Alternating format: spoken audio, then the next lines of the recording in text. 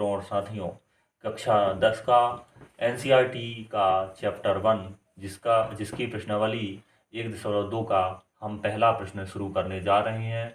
आप अपना ध्यान लगाकर कृपया इन सवालों को देखिए और यदि कुछ चीज़ समझ में ना आए तो कमेंट जरूर कीजिए। चलिए हम प्रश्न क्रमांक 1 को शुरू करते हैं, कक्षा 10 के प्रश्नावली 1.2 के पहले प्रश्न को।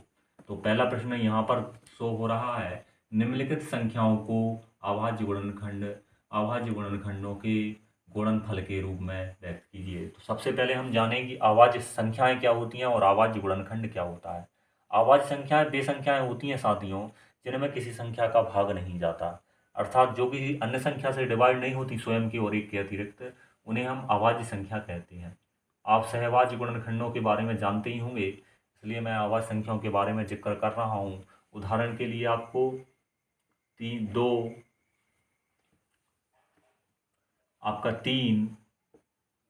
5, 7, 11, 23 ये आपके कुछ अभाज्य संख्याएं हैं, इनमें 2 भी शामिल है। तो आप यहाँ पहले बात करें, हम क्वेश्चन नंबर 1 दिया है, उसमें प्रश्न क्रमांक 1 के क्वेश्चन नंबर 1 की बात करें तो उसमें दिया है 140, इसके अभाज्य गुणनखंड बताना है। तो हम अपनी गुणनखंड विधि के माध्यम से ही बता सकते हैं। ये आपकी गुणनखंड विधि थी जिसके माध्यम से हमें बताना होता है। तो सबसे पहले हमें नियम के अनुसार यदि यहाँ पर इकाई अंक 0 रहता है, 2 रहता है, 4 रहता है, 6 रहता है और 8 रहता है तो हमेशा 2 से डिवाइड करना है। तो इतने 0, 2, 4, 6, 8 जब भी आपको इकाई अंक दिखे, इकाई अंक अर्थात ये वाला इस साइड से पहला अंक 0, 2, 4, 6, 8 दिखे तो आपको 2 से हमेशा डिवाइड करना है। तो 2 से आप डिवाइड कीजिए, 2 एकम 2, 2 सत्ते 14 और 0 में इसका में डिवाइड करेंगे तो आपका हो जाएगा 0 का 0। तो 2 एकम 2, 2 ही पंजे 2 तियन 6, लगभग 3 बार डिवाइड होगा। यहाँ से 6 आपका निकल के आ रहा है, जबकि आपको संख्या 7 दी गई है। तो 7 में से यदि आप 6 को घटाएंगे तो आपका 1 बचेगा। जब इसके सामने आपका ये 1 निकल के यहाँ दिखेगा आपको तो ये 10 हो जाएगा। तो 2 ही पंजे 10, आप इस तरह 10 लिख सकते हैं।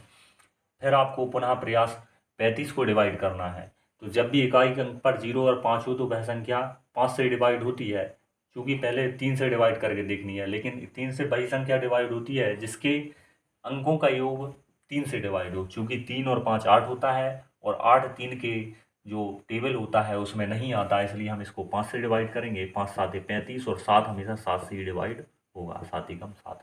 तो इसके अभाज्य गुणनखंड खंडों की बात करें तो 140 बराबर 2 गुणित 2 गुणित 5 गुणित 7 इसके अभाज्य गुणनखंड है। इसको कुछ यूँ भी लिख सकते हैं हम, या 140 बराबर 2 की 2 बार लिखा है तो इसकी घात 2 लिख सकते हैं, गुणित 5 गुणित 7। ये आपका पहला क्वेश्चन हुआ। इसमें जो भी राय आपको देनी हो दीजिए और अपना ध्यान लगाकर इस सवाल को ज़रूर कीजिए। यदि समझ में नहीं आए तो इस सवाल को पुनः हल करके देखिए, ज़रूरी आपको समझ में आएगा। मैं पुनः आपको बताने का प्रयास करूं तो 140 पहले हमने इसको 2 से डिवाइड किया तो 2 सत्ते 14, 7 आया, यहाँ पर 0 का 0, 2 ही 5 2 दूनी 4, 2 तियन 6, 3 आया, यहाँ से 1 बचेगा। चूँकि 7 की पूर्ति करनी है लेकिन हमारे पास 6 ही आया है, इसलिए 1 बचेगा, ये 10 हो जाएगा। 2 ही पंजे 10। अब ये 35 3 से डिवाइड नहीं होगा क्योंकि इसके अंकों का योग 3 से डिवाइड नहीं होता है। 3 और 5 8, यदि 9 होता तो वो 3 में 9 से डिवाइड होता, इसलिए हो जाता। लेकिन चूंकि 5 से डिवाइड है, 5 7 35 और 7 एकम 7। तो आप लिखेंगे यहाँ पर ये वाला 2 2 5 और ये वाला 7। 2 2 बार है इसलिए इसको 2 सिंगल बार लिखा और घात 2 लिख दी, और 5 को 5 एक बार लिखा और ये 7 को लिखा। इस प्रकार ये इसके अभाज्य गुणनखंड हुए। अब क्वेश्चन नंबर पहले के क्वेश्चन नंबर दूसरे की हम बात करें तो प्रश्न क्रमांक पहले का दूसरा जिसकी हम चर्चा करें वो लिखा हुआ है आपके पास 156 156। इसका हम निकालें तो आपको कुछ 1 5 6 तो 2 से डिवाइड करना है क्योंकि इकाई अंक पर आपका 6 है। तो 2 एकम 2, 2 सत्ते 14, 7 बार आपका डिवाइड हुआ, आपको 1 बचा क्योंकि 15 है और हमें 14 ही प्राप्त हुआ है। तो ये 16 हो गया आपका। जितना भी अंक बचेगा वो इसके सामने माना जाएगा। तो आपका 16, 2 अट्ठे 16, फिर 2 से डिवाइड करेंगे पुनः क्योंकि 8 इकाई अंक, 2 तियन 6, यहाँ 1 बचेगा, 2 ही नम 18। आपका इकाई अंक 9 है तो सबसे पहले 3 से डिवाइड करके देखना है। चूंकि 3 और 9 12 होता है और 12 3 के टेबल में आता है, इसलिए ये संख्या भी 3 से आपकी डिवाइड होगी। 3 एकम 3, 3 त्रिका 9। अब 13 केवल 13 ही से डिवाइड हो सकता है। तो हमको यहाँ आवाज़ गुणनखंड में लिखना है 1 5 6 156। आपको एक लाइन भी लिख देनी है कि आवाज़ गुणनखंड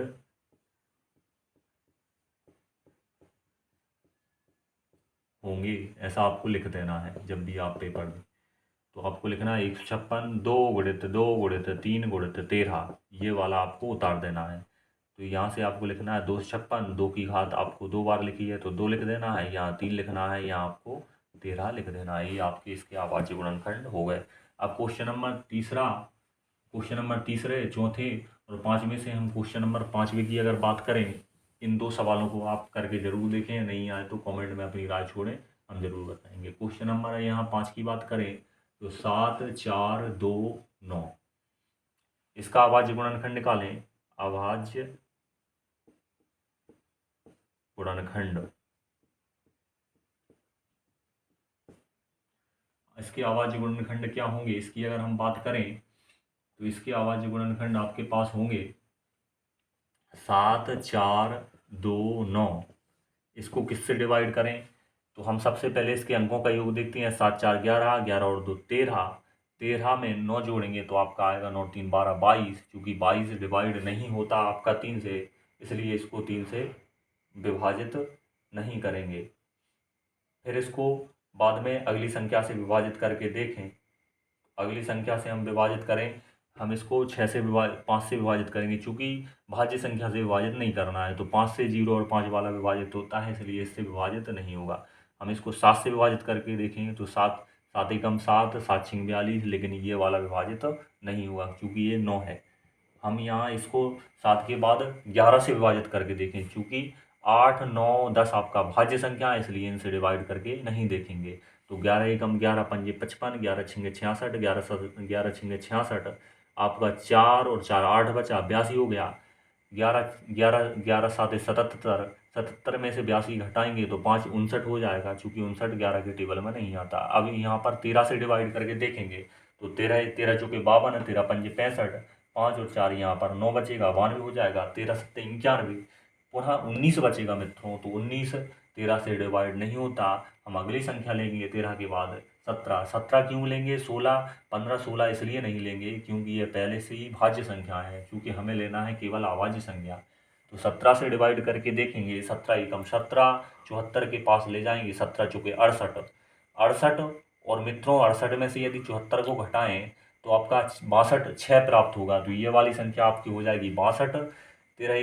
17 एकम 17, 17 दूनी 34, 17 दिए 51, 62 के पास 51 आया। इसमें से इसको घटाएंगे तो आपका 11 बचेगा और 11 ये 119 हो जाएगा। अब इसको डिवाइड करेंगे 119 को तो ये 17 के टेबल में प्रदर्शित होता है, इसलिए हम इसको 17 से डिवाइड करें। 17 चौके 68 और फिर यहाँ पर बचा आपका 6 62, 17 दिया 51, 19 बचा, 17 सत्ते 119। फिर आपको 17 से बड़ी संख्या से डिवाइड करके देखना है या फिर 17 से डिवाइड करके देखना है। तो अब अगर 17 से भाग दे तो 17 एकम 17, 17 दूनी 34, फिर 9 बचा, 97 17 के टेबल में आता नहीं है, इसलिए आप 17 से डिवाइड ना करें। 18 से नहीं करेंगे, 19 से करके देखें। 19 एकम 19, 19 दूनी 38, 2 बार और 2 और 3 5 बचा। 19 5 5 7 57 होगा। 19 के टेबल में 3 बार में 57 आता है, इसलिए इससे 19 से डिवाइड करेंगे। 19 एकम 19, 19 दूनी 38, आपका 5 बचेगा। 19 दिया 57। फिर इसको 23 से डिवाइड करेंगे। 23 एकम 23, क्योंकि 23 23 से ही डिवाइड हो सकता है। तो इसके आवाज़ गुणनखंड होंगे 7 4 2 9, 17 गुणित 19 गुणित 23। इसके आवाज़ गुणनखंड यहाँ पर प्रदर्शित होंगे। तो आप लिख सकते हैं इसके आवाज़ गुणनखंड 17 19 23 होंगे। अब प्रश्न क्रमांक 2 की हम बात करें। प्रश्न क्रमांक 2 की हम बात करें तो यहाँ पर निकालना है आपको पूर्णांकों के निम्नलिखित युग्मों के एचसीएफ और एलसीएम ज्ञात कीजिए तथा इसकी जांच कीजिए कि 2 संख्याओं का गुणनफल एचसीएफ गुणित एलसीएम है। पहले हमको एचसीएफ और एलसीएम निकालना है और फिर संख्याओं का गुणा करके देखना है कि संख्याओं का और एलसीएम और एचसीएफ का गुणा करके देखना है कि दोनों का परिणाम बराबर निकलता है या नहीं। तो सबसे पहले हम क्वेश्चन नंबर 1 की बात करें, दूसरे नंबर की, तो 26 और 91। 26 और 91 में देखें तो हमें देखना होगा, पहले हम 26 की बात करें अभाज्य गुणनखंड के, तो 26 के अभाज्य गुणनखंड चूंकि आप गुणनखंड विधि से निकाल सकते हैं, मैं आपको यहाँ बताता हूँ। दो, चूंकि अभी मैंने आपको प्रक्रिया बताई है उसी प्रक्रिया के माध्यम से निकालना है। 13 दूनी 26 आप डायरेक्ट भी कर सकते हैं। और दूसरे 91 का होगा, छोटे से छोटी संख्या निकालनी है। 91 का होगा 13 सत्ते 91, 7 गुणित 13। ऐसी संख्या यहाँ पर रखनी है जो किसी अन्य संख्या से डिवाइड नहीं हो। जैसे आपको यहाँ पर 13 दूनी, यदि यहाँ पर 42 होता तो आप कैसे रखते, 7 छिंग 42, 6 7 42। आप यहाँ पर ये संख्या नहीं रख सकते क्योंकि ये इसमें किसी का डिवाइड हो रहा है। ये भले ही रख लें लेकिन ये नहीं रख सकते। तो आपको लिखना होगा 2 गुणित 3 गुणित 7, छोटे से छोटे फैक्टर, उससे छोटा फैक्टर ना हो उसका, इसलिए इसको इस तरीके से लिखना है, गुणनखंड ना हो। तो अब इसका एचसीएफ की बात करें तो एचसीएफ क्या होती है, जो दोनों में कॉमन हो। इन दोनों में कॉमन चीज़ क्या है, 13। तो आपका कॉमन मीन्स होता है समान, तो आपका 13 यहाँ पर एचसीएफ होगा। और एलसीएम क्या होता है, जो दोनों में कॉमन भी हो और दोनों में अलग भी हो।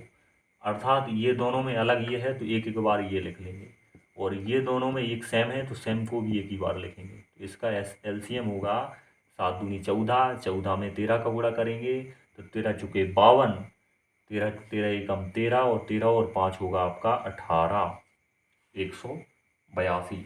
तो आपका एलसीएम 182 होगा। अब दो संख्याओं का गुणनफल की बात करें और एलसीएम, और क्योंकि इसके उत्तर की जांच करना है,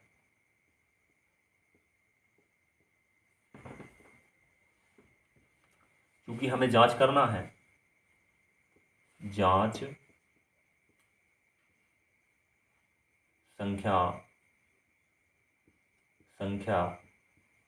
नंबर 1 मल्टीप्लाई संख्या नंबर 2 बराबर एलसीएम गुणित एचसीएफ। तो सबसे पहले हम बात करें दोनों संख्याओं गुणनफल की, तो संख्या फर्स्ट मल्टीप्लाई संख्या सेकंड। पहली संख्या हमारी 26, उसके बाद 91, यदि दोनों का, और एचसीएफ इंटू एलसीएम इसकी बात करें तो हमें होगा 182, या यूँ लिखें 13 गुणित 182। तो इन दोनों का मल्टीप्लाई होगा 26 एकम 26 का 6 होगा मित्रों। और 26 में अब जब आप 9 का गुणा करेंगे तो ये होगा आप 26 गुणित 9, 9 छिक्का 54 का 4, हासिल का 5, 9 दूनी 18, 18 8 5 13 23, 18 और 5 होगा आपका 23, आपका 23, और जो हासिल का 2 था होगा 2 3 4 और 2 6, 2366। इसमें आप इसका मल्टीप्लाई करेंगे तो आपका 13 दूनी 26 का 6 होगा, 13 8 104 का 104 का 4, और वो हासिल का 2 6 हो जाएगा।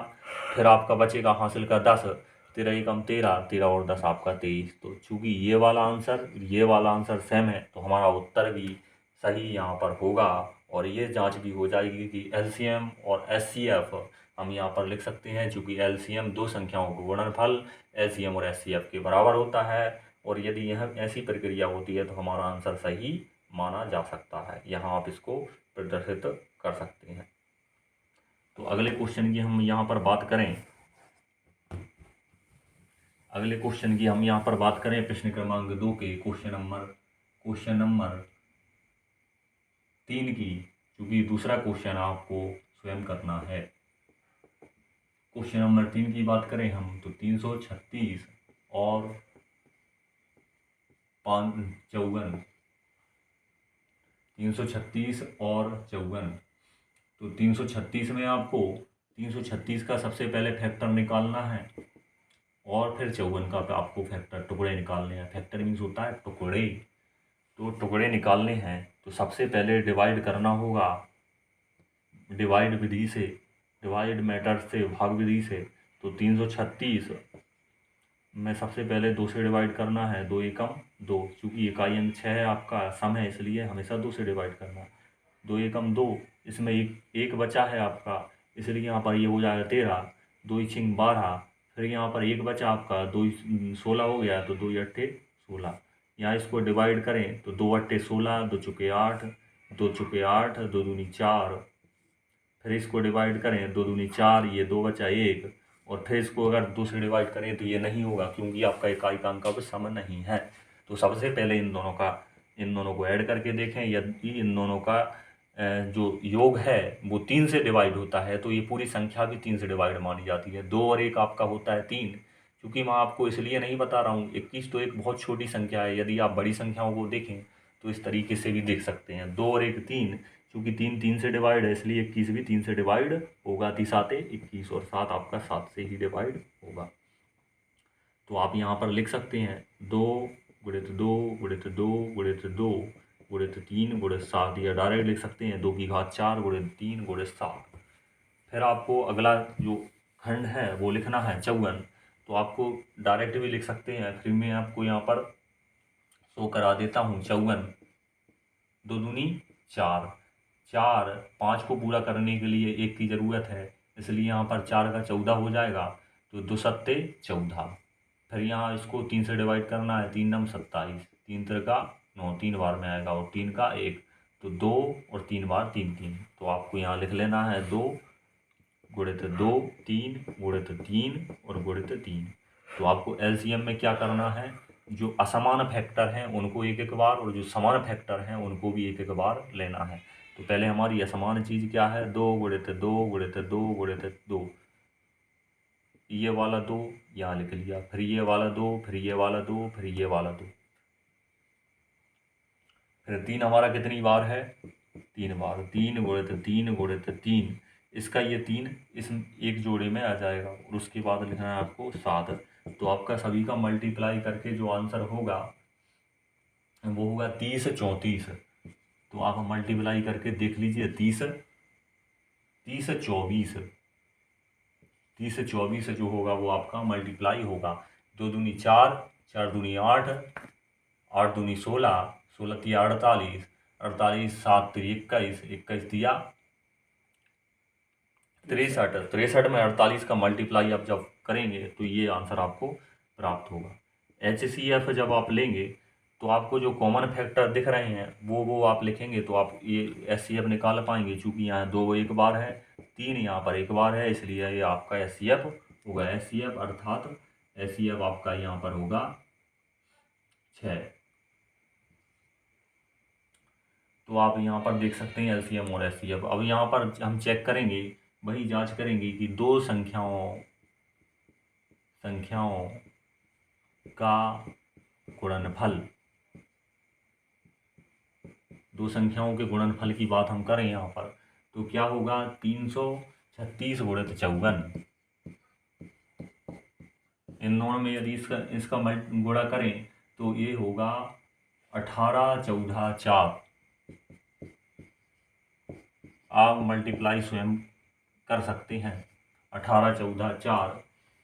और यदि इस दो संख्याओं के गुणनफल की बात करें, दोनों संख्याओं के गुणनफल की बात करें, दोनों संख्याओं का गुणनफल, तो दोनों संख्याओं का गुणनफल होगा आपका,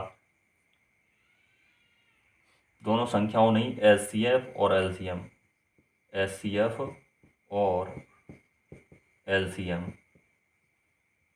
LCM का गुणनफल क्या होगा आपका, 18 ये वाला फैक्टर, ये वाला फैक्टर, 30 24 गुणित 6।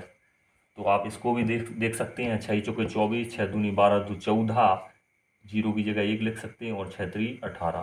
तो ये वाला भाग जब सेम आ जाए, ये वाला भाग, तो आपका उत्तर सही होगा। तो इसलिए हम बोल सकते हैं उत्तर की जांच क्लियर है। ये आपका ये तीसरा सवाल हुआ। क्वेश्चन नंबर 3 की तरफ अगर हम चलें तो हम बात करेंगे अभाज्य गुणनखंड विधि द्वारा निम्नलिखित गुणांकों के एलसीएम और एचसीएफ ज्ञात करने कैसे किए जा सकते हैं। तो हम एचसीएफ और एलसीएम की बात करेंगे अभाज्य गुणनखंडों द्वारा। तो हम चूंकि अभी हमने आपको बताया अभाज्य गुणनखंडों द्वारा कैसे कर सकते हैं, फिर भी हम आपको यहाँ बताने का प्रयास करें। तो जो पहला सवाल है आपको वो दिया है 12, 15 और 21। 12, 15 और 21। तो पहले हम 12 के फैक्टर लिखें गुणनखंड विधि से, जो आपको मैंने अभी शो करवाई है वो गुणनखंड विधि। तो 12 को कैसे लिख सकते हैं, 4 3 12।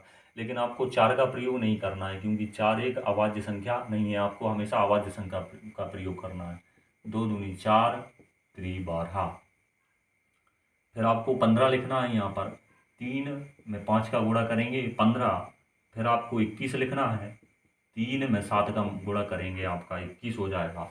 तो यहाँ एचसीएफ की अगर बात करें हम, तो एचसीएफ जो तीनों में कॉमन होगा वो एचसीएफ होगा। यहाँ पर भी 3 दिख रहा है, यहाँ पर भी 3, यहाँ पर भी 3, आपका 3 एचसीएफ होगा। और एलसीएम वो होगा जो ज़्यादा बार दिया है किसी भी चीज़ में। तो इसमें 2 ज़्यादा बार दिया है, तो सबसे पहले 2 गुणे 2 लिख लो। फिर यहाँ पर 1 3 भी लिख लो इसका,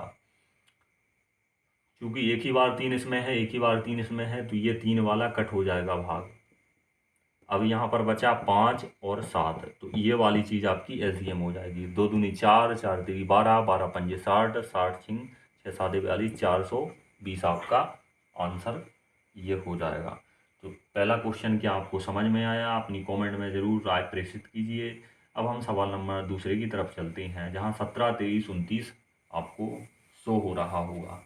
17 23 29 क्वेश्चन नंबर 2, 17 23 और 29। 17 23 29, क्योंकि 17 1 गुणे 17 आप यहाँ इस प्रकार लिख सकते हैं, क्योंकि तीनों में कॉमन कुछ भी नहीं है एक के अतिरिक्त या स्वयं की एक के अतिरिक्त। तो एचसीएफ आपका यहाँ पर 1 होगा, जब कॉमन कुछ भी नहीं आए तो एचसीएफ 1 और एलसीएम तीनों संख्याएं हो जाएंगी आपकी 17 23 29। तो तीनों का मल्टीप्लाई करेंगे तो आपका एलसीएम आ जाएगा। एलसीएम आपका होगा, आप मल्टीप्लाई करके भी देख सकते हैं, मैं आपको बताने का प्रयास करूँगा, क्योंकि मैं आपको यहाँ गुणा करके शो करा देता हूँ, या फिर आप ऐसे भी लिख सकते हैं 17 मल्टीप्लाई 23। 17 एकम 17, 17 51 का 1 हासिल का आपका 5 आया। 17 दूनी 34, 34 और 5 हो गया आपका 39।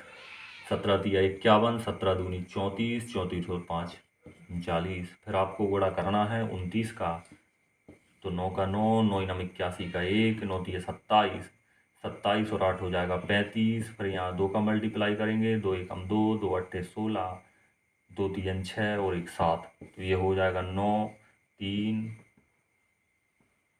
2 और 1 3, 5 6 11 का 1 हो जाएगा, 7 3 10 और 1 11 हो जाएगा आपका। यहाँ पर इसमें कुछ मिस्टेक हो तो उसको सुधार लीजिए, क्योंकि यहाँ पर आंसर आएगा 11 33 9 क्लियर। कुछ इसमें मिस्टेक हो गई बाई मिस्टेक आप इसको सुधार लीजिए। अब क्वेश्चन नंबर हम तीसरे की तरफ चलते हैं, 8 9 और 25। इसमें 8 और 9 और 25 में हम आपको एलसीएम निकालना है। 8 9 और 25, तो 8 का आपको फैक्टर करना है 2 गुणित 2 गुणित 2। 9 का आपको फैक्टर करना है 3 गुणित 3, 3 3 का 9, और 25 का आपको फैक्टर करना है 5 गुणित 5। इन तीनों में से कॉमन कुछ भी नहीं है, इसलिए हम लिखेंगे HCF बराबर आपका 1। LCM तीनों को जो मैक्सिमम बार लिखा है वो लिखना है 2 की घात 3 गुणित 3 की घात 2 गुणित 5 की घात 2। तो आप इसका सरलतम गुणा मैं बता देता हूँ, आप कर सकते हैं। 2 पंजे 10, आप यहाँ गुणा कर सकते हैं। 2 दूनी 4, 4 दूनी 8, 8 पचम 25, 25 अट्टे होगा आपका 200, 200 और 3 3 का 9, 2 नंबर 1800 आपका यहाँ पर एलसीएम होगा। तो आपका एचसीएफ 1 और 1800 एलसीएम आपका यहाँ प्राप्त होता है। अब क्वेश्चन नंबर अगर 4 की बात करें, तो उसमें आपको शो हो रहा होगा एचसीएफ ज्ञात करना है 306 और 657। नहीं, उसमें दिया है आपको, प्रश्न क्रमांक 4 में दिया है HCF 306 और 557 तो संख्याएं हैं। 657 दो संख्याएं हैं जिनका HCF आपको 9 दिया है और LCM आपको दिया है, LCM वही 306 और 657 का क्वेश्चन मार्क अर्थात ज्ञात करना है। तो इसका LCM और HCF आपको 9 दिया है और दूसरा LCM HCF आपको ना दिया है और LCM आपको ज्ञात करना है। तो आप एक सूत्र के माध्यम से HCF और LCM ज्ञात कर सकते हैं। चूँकि आपने अभी पढ़ा है दो संख्याओं का गुणनफल और LCM और HCF का गुणनफल दोनों बराबर होते हैं, तो आप वही सूत्र का इसमें प्रयोग कर सकते हैं। आप लिख सकते हैं हम जानते हैं, क्योंकि आपको ज्ञात हो गया होगा कि दो संख्याओं, या आप यूँ लिख सकते हैं LCM इंटू HCF बराबर दोनों जो फर्स्ट और सेकंड संख्याओं का गुणनफल, दोनों संख्याओं का गुणनफल आपको लिखना होगा 306 इंटू 657। दोनों संख्याएं लिखनी हैं और गुणा कर देना है। सबसे पहले आपको 9 दिया है HCF वो लिखना है, LCM HCF दिया है 9 वो लिखना है और LCM दिया है वो लिखना है। बराबर में लिखना है आपको दोनों संख्याओं का गुणा, 306 मल्टीप्लाई बाई 657। यहाँ जो LCM है उसके गुणा में है, तो ये यहाँ पर ये भाग में आएगा, तो आपका होगा 306 गुणित 657। यहाँ 9 से आप इसको भाग देंगे तो किसी भी एक संख्या को आप यहाँ पर भाग दे सकते हैं। 6 एकम 9 एकम 9, 9 एकम 9, 9 दूनी 18, 65 को डिवाइड करना है 9 से, 9 साते 63। 6 बार आपने डिवाइड किया, चूँकि ये 65 था, इसमें 63 में से 65 गया, आपका 2 बचा, ये हो गया आपका 67। क्योंकि 9 साते 63, आपका यहाँ पर आएगा 7 और यहाँ पर आपका 2 बचा, तो 9 तिया 27। 3 बार यहाँ पर डिवाइड होगा, तो आप देख सकते हैं 306 गुणित 73। LCM आपका होगा 306 गुणित 73। इसमें इसका मल्टीप्लाई करेंगे, जो भी आंसर होगा वो यहाँ पर आएगा आपका। मल्टीप्लाई हम करके देखें तो 306 गुणित 73, यदि बात करें 3 की तो 18 और 3 तिरका 9, 7 42 और 21, यहाँ आएगा आपका 8, 2 और 1 3, 9 और 4 13, 1 और 1 2, 1 और 1 2 का 2, तो ये आएगा आपका 2 2 3 3 8। ये आपका इस सवाल का हल होगा। तो पहले हमने क्या किया, HCF जो हमें दिया था 9, 306 और 657 का LCM हमें ज्ञात करना था, तो अपन जानते थे कि LCM और HCF का मल्टीप्लाई दोनों संख्याओं के गुणनफल के बराबर होता है। तो हमने लिखा HCM गुणित HCF गुणित LCM और बराबर दोनों संख्याओं का गुणनफल। LCM चूँकि नहीं दिया था, गुणित HCF, इसको X भी लिख सकते हैं। HCF जो 9 दिया था 9 लिखा, पहली संख्या 306, दूसरी संख्या 657, दोनों का मल्टीप्लाई किया। यहाँ 9 गुणा में था तो यहाँ भाग में आया, इसको इससे डिवाइड किया, 9 7 63, 7 बार डिवाइड हुआ, तो यहाँ 2 बचा, तो 9 3 27, 3 बार डिवाइड हुआ। 73 में गुणा किया 306 का, तो आपका जो LCM था वो आया 22 33 8, अर्थात 22,338। अब हम अगले सवाल की बात करें, क्वेश्चन नंबर 5 की, तो इसमें लिखा है जांच कीजिए कि क्या किसी प्राकृत संख्या n के लिए संख्या 6n अंक 0 पर समाप्त हो सकती है। तो आप बताइए क्या ऐसा हो सकता है। जब तक मैं आपको सवाल कराने का प्रयास करूं उससे पहले आप सोच लीजिए। प्रश्न क्रमांक 5, इसमें लिखा है जांच कीजिए क्या किसी प्राकृत संख्या n के लिए संख्या 6 की पावर n अर्थात 6 की घात n अंक 0 पर समाप्त हो सकती है। तो इसके बारे में हम चर्चा करें। तो यहाँ ऐसा है कि 0 पर समाप्त वही संख्या होगी जिसमें 10 आए, और इसके लिए यदि हम फैक्टर करें तो इसके हम 2 फैक्टर करें तो 6 के 2 फैक्टर होंगे, 6 को यदि हम गुणनखंड में लाएं तो 2 3 6 और 3 एकम 3। तो आपका ये 2 फैक्टर होंगे 6 के, 6 की पावर n का, n के 2 फैक्टर होंगे, एक है 6 3 की पावर n और एक 2 की पावर n। तो ध्यान देने बात योग्य बात यह है कि हम 3 की पावर 1 रखें और 2 की पावर 1 या कुछ भी रखें, हमेशा आंसर हमारा इसमें, चूँकि हम यहाँ लिख सकते हैं, चूँकि यदि किसी संख्या में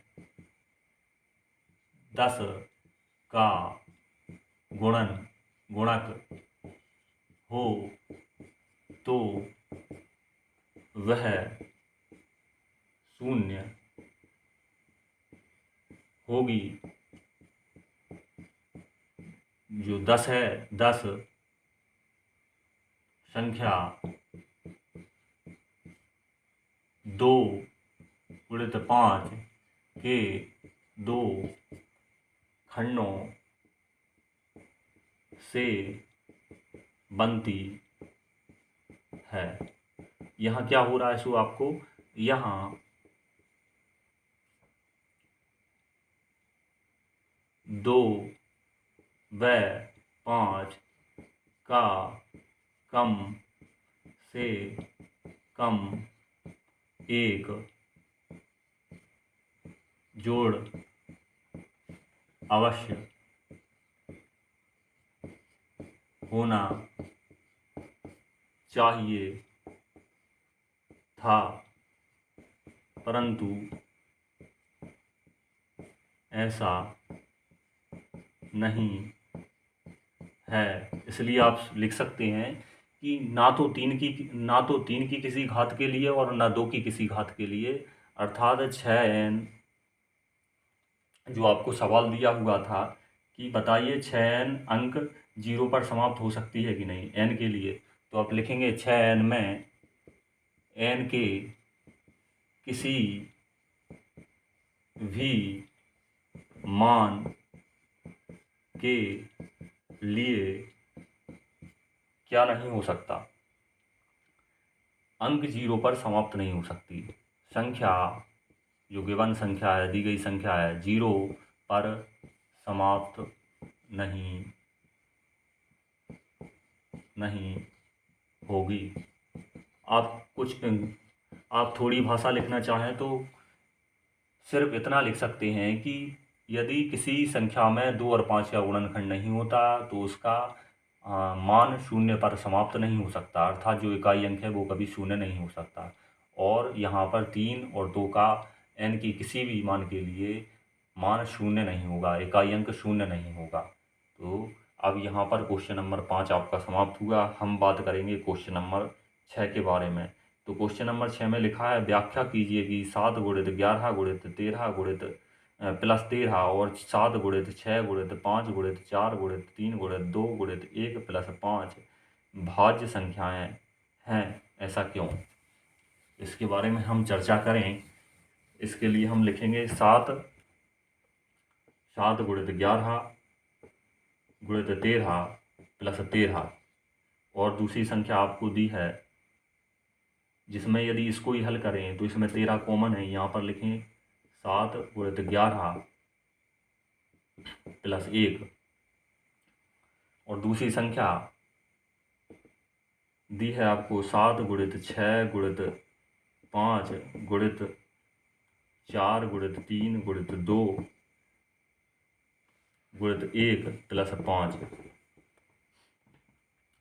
क्यों है? इसमें लिखा है भाज्य क्यों है। तो यहाँ हम देखेंगे भाज्य संख्याओं के 2 से अधिक भाजक होते हैं। आप ऐसा ना कीजिए, यहाँ पर लिखिए भाज्य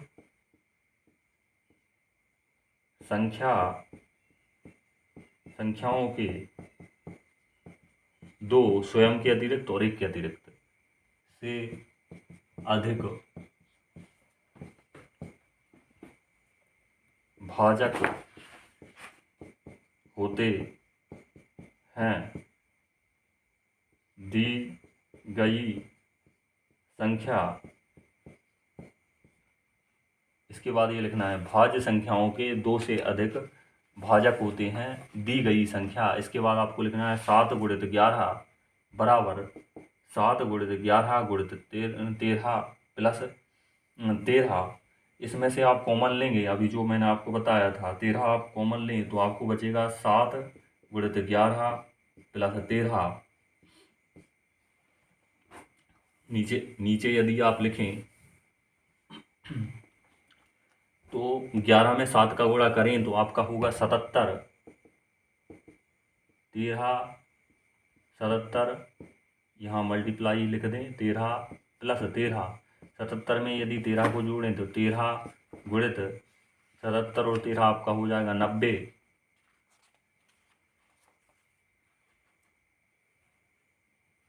चूँकि हमने 13 यहाँ पर, सॉरी मित्रों, चूँकि हमने 13 यहाँ पर कॉमन ले लिया था, यहाँ पर एक बचना था, तो ये हो जाएगा आपका 13 11 7 77 प्लस 1, ये हो जाएगा आपका 13 गुणित 78। क्योंकि 78 फैक्टर होता है 13 गुणित 13 गुणित 6, 13 6 78, चूँकि ये होता है।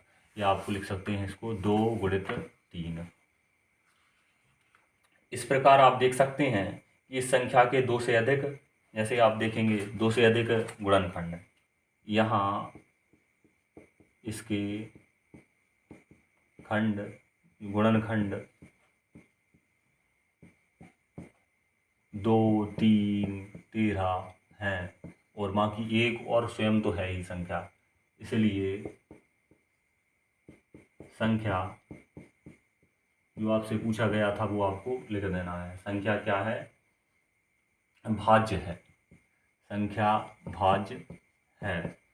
जब दूसरी संख्या के बारे में बात करें, ये आपको समझ में आ गई होगी। यदि हम दूसरी संख्या की बात यहाँ पर करें, एक संख्या और आपको दी गई है जिसमें दिया है आपको 7 गुणित 5 6 गुणित 5 गुणित 4 गुणित 3 गुणित 2 गुणित 1 प्लस 5। इसमें से यदि 5 कॉमन ले लें तो आपका यहाँ पर बचेगा 7 गुणित 6 गुणित 4 गुणित 3 गुणित 2 और यहाँ पर 1 बचेगा, क्योंकि हमने 5 पहले से ही कॉमन ले लिया था।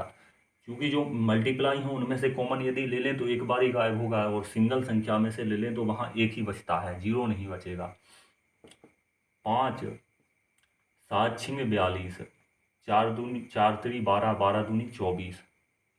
यदि 42 में हम 24 का मल्टीप्लाई करें, यदि 42 में हम 24 का मल्टीप्लाई करें तो ये आएगा 10 0 8 और प्लस 1 इसमें 1 जोड़ें तो ये हो जाएगा 5 गुणित 10 0 9।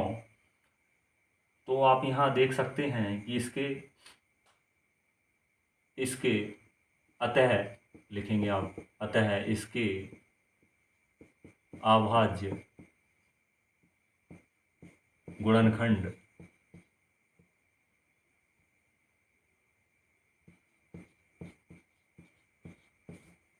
5 10 0 9 1 और स्वयं जो संख्या है दोनों के गुणन से बनने वाली से भाज्य है,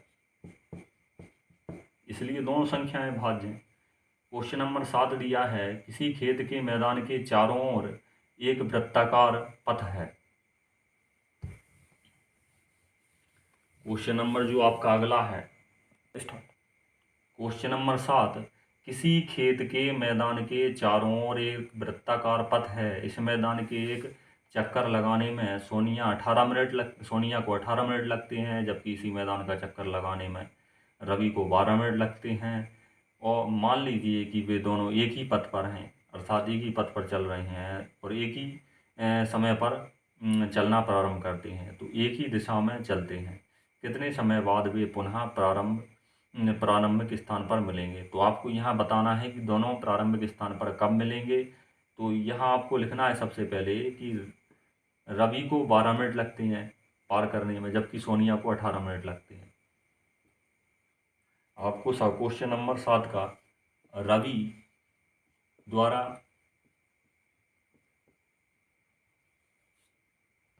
लिया समय ये तो आपको पता ही होगा, काय में 12 मिनट।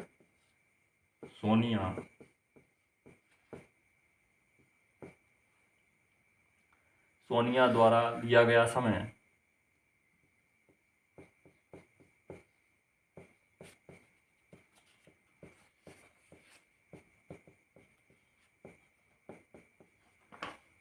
ये दोनों इसके एलसीएम से हमें प्राप्त होगा कि ये दोनों कब मिलेंगे।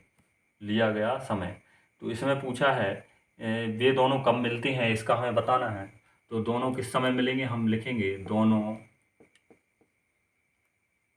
के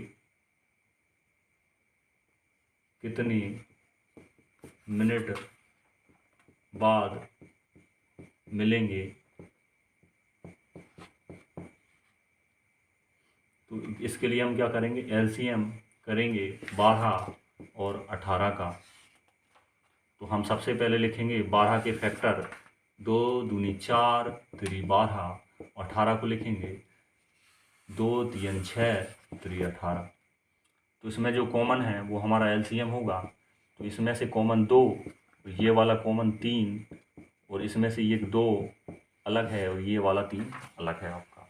तो 2 बार आपका 2 आया और 2 बार आपका 3, 2 3 6 6 दूनी 12, 12 दिया 36। तो 36 जो मिनट हैं उनके बाद दोनों आपस में मिल जाएंगे। तो हम लिखेंगे यहाँ पर 36 आफ्टर 36 मिनट, मतलब 36 मिनट के बाद 36 मिनट बाद दोनों पथ पर मिलेंगे।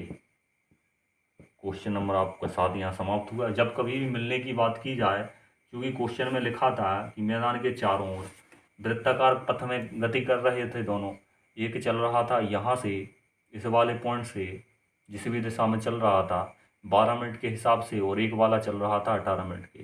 तो दोनों जब साथ चलेंगे, एक 12 मिनट के हिसाब से जाएगा, ऐसे ऐसे चलता रहेगा, एक पीछे ही पीछे रह जाएगा। जब एक चक्कर 2 चक्कर जब कभी मिलेंगे, तो वो जब भी हमें दूरी ज्ञात करनी होती है तो वो हम इस प्रकार एलसीएम से ज्ञात कर सकते हैं।